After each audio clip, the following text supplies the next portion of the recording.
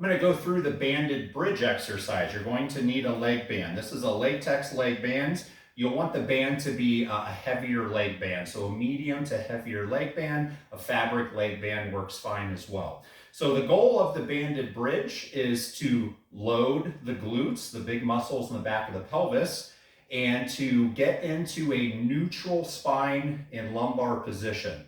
So what I mean is, when we go into a bridge, especially if I have somebody who has exhibits symptoms of S posture or that lower cross syndrome, they're already in a bit of a position of extension in their lumbar. And so when they go to push their hips up, their body is going to want to really exaggerate arching the back instead of putting effort in the glutes. So what you're going to do is you're going to get your feet in a good, strong, rooted position, athletic stance, closer to the butt, not too far away, where you can feel pressure across the entire foot. So base of the big toe, base of the pinky toe, and heel. Our feet are concreted down. We're keeping pressure across the entire foot. All right, so that athletic stance, you're going to relax your arms. In fact, I would encourage you to even put your arms straight up over the chest so you're not tempted to use your arms to help control the pelvis. Because once we get into this proper bridge position where I come up and once again,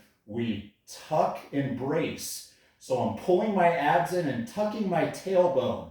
And I feel tremendous effort in my back pockets, no effort or stress in my low back, as opposed to not tucking and bracing and really thrusting the hips high and arching the low back. We don't want to do that.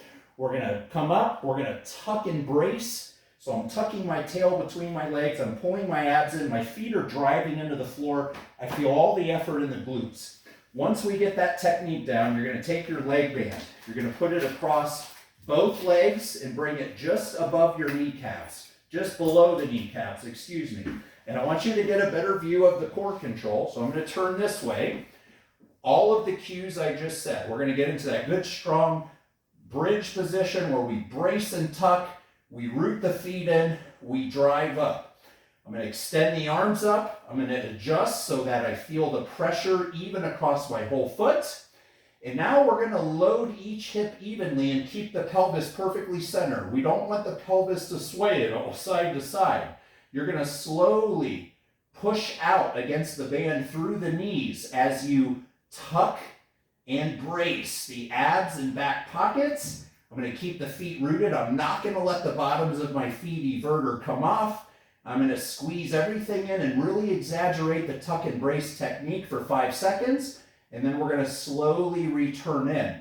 You'll know if you're loading each hip evenly and creating equal force out if you're not swaying. So if your hips or your knees are swaying or you get some unsteadiness, you're not loading the hips evenly. So we're going to slowly apply that force out, keeping the effort even across both back pockets. We're going to go as far as we can without the feet everting or unrooting. I'm still tucking my tailbone and pulling my abs in. I'm not using my arms to help. And I'm going to squeeze and hold for 5 seconds. Then I'm going to slowly come back in. So one more time, breath.